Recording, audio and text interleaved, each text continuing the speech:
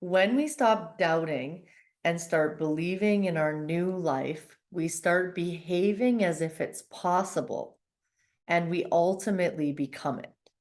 That's a quote by Dr. Joe Dispenza that sums up our first day of Hypnosis Essentials training today with the students live, and how the container that we hold the learning in, the learning of hypnosis in, is the understanding that while there might be reality or a reality or many realities that we think to be true, we can create a different reality if we think it to be true, or we often say if we believe it to be true. So I like thinking about that. I love thinking about that because in my last video, where I went on my rampage of all the great things that have fallen into place in Calgary, it all started with a shift of thinking because I really smartened up when I realized I might be creating a limitation for Zion in talking about things being expensive. Now, when we start to think about the reality in that sense of like what we're being told, what other people are saying, what we're using as a comparison to being expensive or cheap, uh, good or bad, anytime that we look at those realities, if that causes us to doubt that something different is possible, or that because that's the general reality that we have to live in that reality, then ultimately we're stopping what's possible for our reality. Because I like to think of living in a different reality, whereas that might be the general reality, but then there's this door that just got open, or there's this thing that just got on sale, or there's this amount of money that just came to you. And one of the things that came up in the training that I always like to challenge my students with and my clients is that, are you needing to see to believe, or can you believe to see? And in fact, what is actually believing to see, and where or how deep are those beliefs? Because it's one thing to want to believe, and it's another thing to actually believe. That's why so many of us, those that are watching, I'm sure if you've already seen me, my mantra from Abraham Hicks. Everything is always working out for me. And I know many of you have adopted that mantra too. And that's why we love this mantra, because the more we say it, the more we see it, the more we see it, the more it happens, the more it happens, the more we say it, the more we believe it, the more we see it, and the more it happens. And that's why I did that rampage, to be able to just keep that going and like keep that momentum going. Because when we believe it, we see it, or we see the evidence. Let's face it, we live in a time where anything that you want to believe, you can find evidence for it. Even if somebody believes the complete opposite, you'll find evidence of it. And we live in a reality where there's literally evidence for everything that we want to believe. So my thing is always like, if we're making up our stories anyway, if we can believe anything we want, why not believe it's working out for us? Or why not believe like the pain and the suffering that we're going through is for the best, is actually helping us transform, or helping us to heal, or helping us do what we came to do here. And I love this conversation. I love considering the possibility. Plus, I mean, I've just seen it so much in my life since I learned about the mind and how the mind works. And it's not that I never have any limitations, or I don't hear these limitations coming out of my own mouth like I did with my son the other day. I realized quickly, though, that this is not a reality that I want to create. And it comes from an old greatest hits or programming of lack, right? Of somehow there not being enough. So that's also why I'm kind of quick to notice it right now, because I'm really paying special attention to any of my wording or my expressions or my thoughts that are formulated from a place of lack, even unconsciously. And this is why I've had so many clients instantly find new jobs that pay them more money, or somehow when they thought it was never possible, make more money at the job they have, or find love, or sell a house, or so many things I couldn't even list, because once that shifting thinks, or once that thinking shifts, once that shifting thinks, once that thinking shifts, there's no longer anything stopping the abundance from flowing in.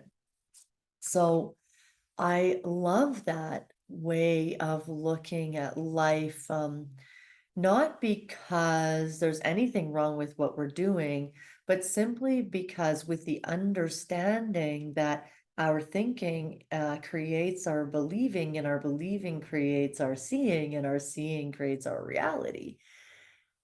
Anything's possible. Anything is possible. We don't have to like convince ourselves it's possible.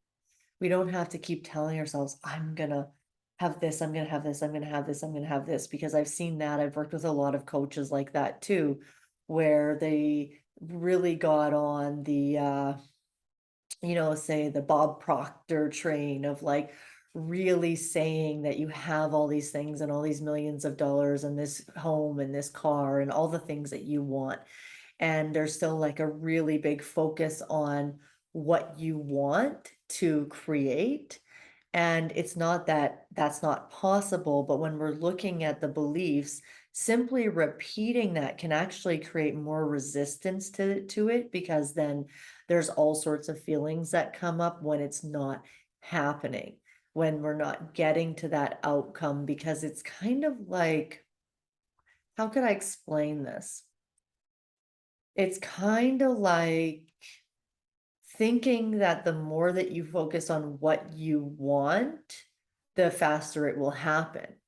Instead of creating your own reality by how you're thinking moment to moment, and really trusting that what comes in for you as a result of that is perfect.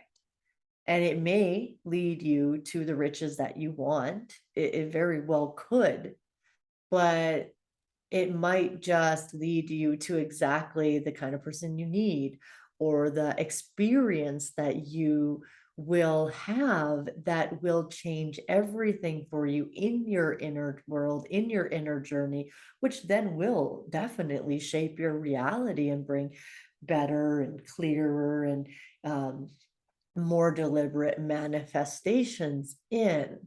It's just, if you're stuck in that sort of using those visualizations to get out of where you are, or using those affirmations to get out of where you are, you're not likely going to get out of where you are, because that's not the purpose. And that's not really how it works.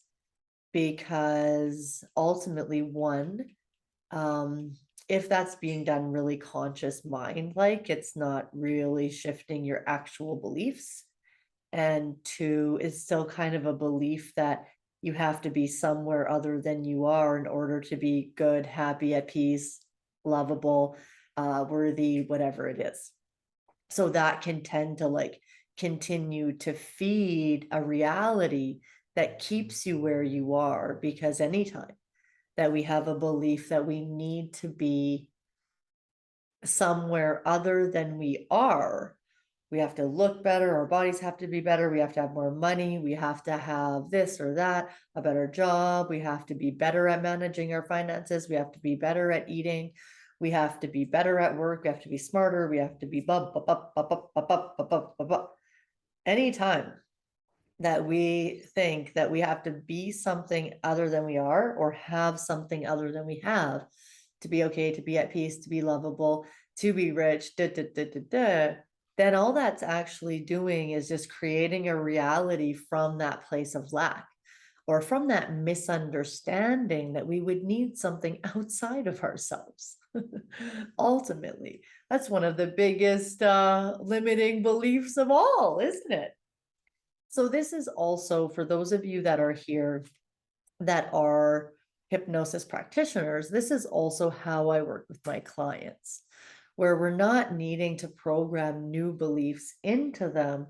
With hypnosis, it's more about just helping the thinking dissolve that creates the limitations to begin with. We don't need to convince our clients or try to convince our clients of something to believe something in order to get to. We can actually help them to see that they picked up things along the way that aren't helpful, and they're potentially thinking they need to do something to create a different reality. So all we need to do is listen to them and hack their thinking, right? Help them hack their thinking. Help them to see or bring awareness to what types of thinking. That's why, okay, here's an example. Like a client comes to you and they have a block. We can help them. We can put them in hypnosis and dissolve the block.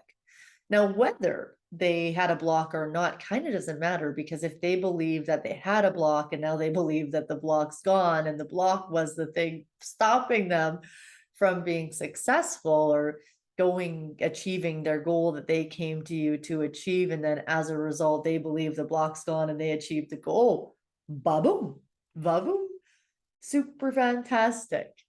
This is how I would encourage you to start thinking.